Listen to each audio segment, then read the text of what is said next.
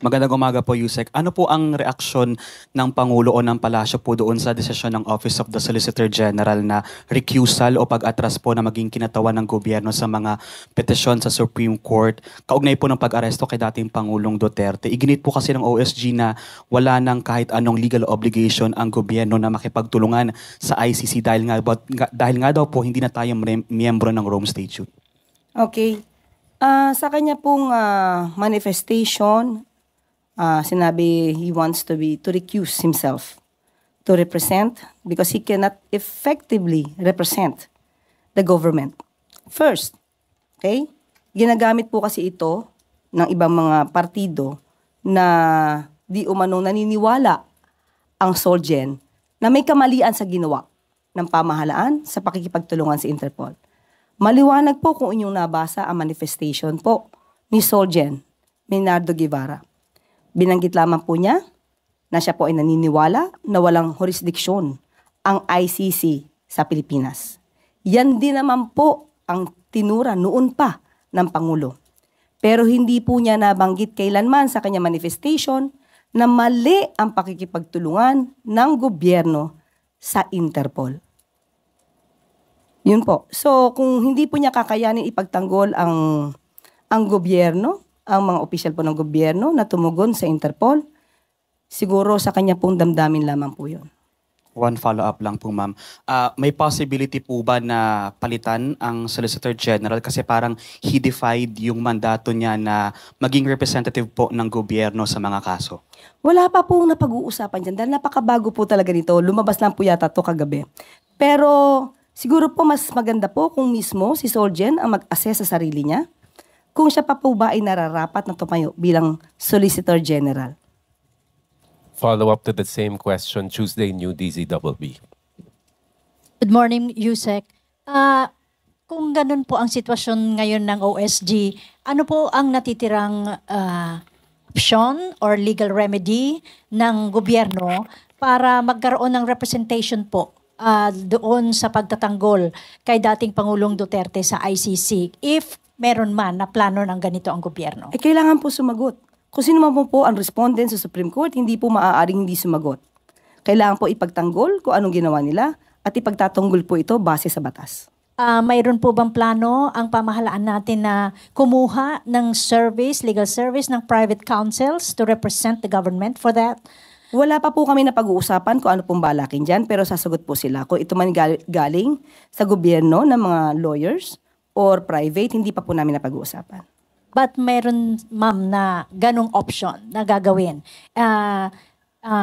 Dahil nga ang OSG ay dumistansya na. Kukuha po sila ng abogado. Hindi lang po natin alam kung mula sa gobyerno o mula sa pribado. Sino po ang kukuha ng abogado? Yung mga respondents po. Okay. Hindi po from, respondents din for sa kaso is ES Lucas Bersamin, kung tama po ang pagkakaintindi ko, and Department of Justice, ganun po ba yun? Sila ang kukuha ng abogado? Kung sila po yung involved sa kaso, kailangan po nilang sumagot. So, kailangan din po nilang kumuha ng abogado. Okay, salamat po. Quick follow-up lang po. Good morning, ma'am. Does the palace think that it is morally right for Solgen Guevara na mag-recute sa kaso, considering that during the time of President Duterte, he was the Justice Secretary, so baka may conflict of interest. Do you see this? We have not talked about that. Attorney Panelo views this act by the Solgen as a win, as in fact something that strengthens their case, questioning the jurisdiction of the ICC. Your reaction to that? Of course, he will make that statement favorable to their case or to their position. When in fact, it's very clear from the statement of Solgen Guevara that he's only discussing about the jurisdiction of the ICC. And that is also the pronouncement of the President that the ICC has no more jurisdiction over the Philippines. So there's nothing wrong with that. But never did Mr. Solgen mention that he is against the cooperation of the government with the Interpol. So how could it be used against the government? Good morning po, Yusek. Sinabi po ni dating presidential spokesperson Harry Roque na hihingi siya ng political asylum sa Netherlands regarding po dun sa kinakaharap niyang kasong human trafficking at saka yung arrest warrant from the House of Representatives. Ano pong take natin dito? Makakaapekto po ba ito doon sa mga kinakaharap niyang kaso dito sa bansa? Hindi naman ito makakaapekto. Unang-una po, magpapile pa lang po yata siya ng petition at hindi pa naman po ito nag-grant. Tandaan po natin, bago po ito mag-grant, dapat mapalabas niya po na may well-founded fear of political persecution. Tandaan din po natin na mga ebidensyang nakalap ng PAOK at that time ay bigla na lang lumapag sa harapan ng PAOK without even any effort. Nakita lang po itong mga dokumentong to, bank documents ni Atty. Harry Roque sa Lucky South 99. Nakita rin ng mga dokumento nung kanyang assistant, A.R. De La Serna, in Lucky South 99. Third, there is also a document referring to contract of lease with a certain manager, alleged manager, of Lucky South 99. Bumaksak lang din po yan sa harapan ng PAOK. So how could there be a political persecution if all the pieces of evidence are overwhelming? So, wala po tayo nakikitang political persecution. Harapin na lang po niya ang kaso niya po dito. Mas maganda po yan para maipakita niya sa taong bayan na wala po talaga siyang kasalanan. Is it possible po na makipagtulungan din ang Pilipinas o gobyerno ng Pilipinas sa Interpol para po siya ay mapabalik dito sa bansa since siya po ay nandoon sa Netherlands? Hindi pa po natin nakikita po yan sa ngayon, pero siguro po maiiba ang sitwasyon kung siya na may warrant of arrest na inisyu ng korte. Thank you. Yung mula ho nang dalhin sa ICC yung dating Pangulong Duterte, dumami po yung mga abogado at saka yung mga legal experts na nagsasalita about sa case at pati na rin po sa kampo ng dating Pangulo. At umabot po sa punto na pati yung merits po ng kaso ay natatouch na. Possible ho ba na malabag dito yung sub judice rule or applicable po ba yung rule na ito sa kaso before the ICC po? Hanggat hindi naman po nagsasabi ang ICC na someone is violating the sub judice rule, ito tuloy-tuloy lang po yan. Sila naman po ang pwedeng magreklamo niyan at magbigay ng order na huwag pag-usapan. Ma'am, isa bahagi daw ng reparation sa mga biktima ng crimes against humanity ay yung pag-freeze ng assets ng akusado pag nahatulan at pagbibigay, posible, na reparation sa mga biktima. Sakali magkaroon po ng request for asset freeze, will the government comply with the ICC request? Okay. Malamang ito po ay ituturo natin sa AMLAC. Tandaan po natin, kapag may kaso po ng plunder, isasantabi ko muna po yung ICC. Okay? When it comes to freezing of assets, meron na po na isang pang kaso si Senator Trillanes ng plunder against the former President Duterte and Bongo. Dapat noon pa lang po sana inaralan ng AMLAC kung dapat i-freeze because the case is plunder. Okay, kung ito po ay magkakaroon man ng issue or magbibigay ng order ang ICC, ituturo po natin, ibibigay po natin to sa dapat sa AMLAC kung kinakailangan po. But doesn't this amount to cooperation with the ICC? Kaya nga po ibabato natin sa AMLAC. But AMLAC is under the Philippine government. Yes, but if there's a need for that, ang AMLAC walang sinisino.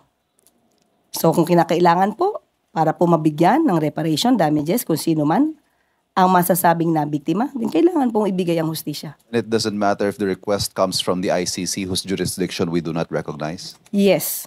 Because dapat natin ibigay kung anong dapat na maibigay na hustisya. Thank you. Good morning po, Yusek. Kahapon po kinasuhan ng QCPD-CIDG ang isang police vlogger ng inciting to sedition at paglabag sa Cybercrime Prevention Act dahil sa kanyang mga partisan post sa social media. Sinabi niya rin po directly kay Pangulo na kahit presidente ka pa ng Pilipinas, kung mali yung iutos mo sa akin, hindi kita susundin. Sino ka ba para sundin ko? Yun yung sabi niya sa kanyang vlog. Nakarating na po ba ito kay Pangulong Marcos? Ano pong reaction niya or any reaction po?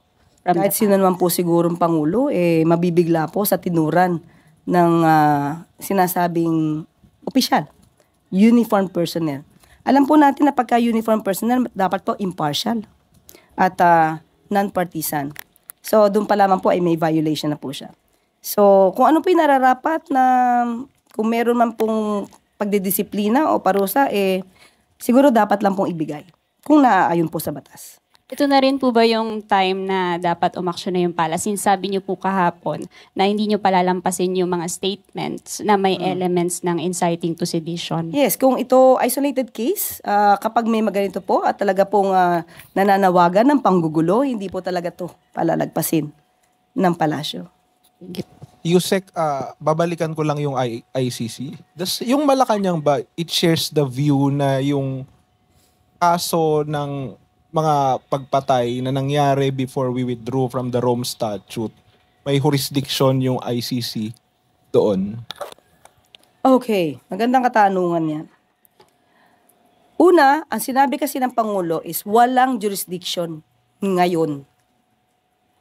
Ngayon. Totoo naman po, walang jurisdiction ng ICC. Ngayon. Pero, kung pagbabasihan po natin ang sinabi ng Supreme Court, sa kanila naging decision, although it's an obiter dictum, but still, pronouncement pa rin ng Supreme Court, na lahat po na nangyari na krimen, nasakop po ng ICC. At ayon din po sa Rome Statute, na naganap prior to the withdrawal from the Rome Statute, meron pong jurisdiction ang ICC. Okay, kasi po nung nasabi po ni former presidential spokesman and legal counsel Salvador Panelo na hindi naman daw talaga nag-take effect sa Pilipinas yung Rome Statute because it was never published in the official gazette ang ating pamahalaan. What do you say to that? So pag tama yung argument ng yun, ibig sabihin hindi talaga nagkaroon ng jurisdiction yung ICC. What's your take on that argument? Kung hindi po nag-take effect ito, ba't kailangan sila mag-withdraw in the first place? So, ibig sabihin na-ratify po ito. So, since na-ratified po ito, it means effective po ito. Nag-take effect siya. So, there's nothing to withdraw kung walang effectivity yung batas. But will there be effort on the Marcos admin to refute the claim that it was never published? There's May records naman ba tayo na to prove na it was published kung meron man? There's nothing to refute because it was effective until withdrawn. So there's nothing to refute about the said publication. There's not ratification. So yung publication requirement ba na comply, yun po kasi ang lagi niyang argue. Okay, ito lang naman ang tanong natin. Kung naniniwala kayo walang effect or hindi effective or hindi nag-take effect ang Rome Statute sa atin dahil walang publication, ba't kaya nga kayo nag-withdraw? Di ba dapat hindi na kayo nag-withdraw? Wala na kayong ginawa. Kasi wala pa lang, hindi pala tayo naging member, hindi pala tayo naging sumang-ayon sa nasabing Rome Statute. So dapat walang withdrawal. Di ba? Contradicting yung sinasabi niya. So ibig sabihin, there's nothing to withdraw kung hindi talaga nag-take effect. Yes. Okay. Salamat. At yung withdrawal na yun, nirecognize ng ICC. Diba? Salamat po.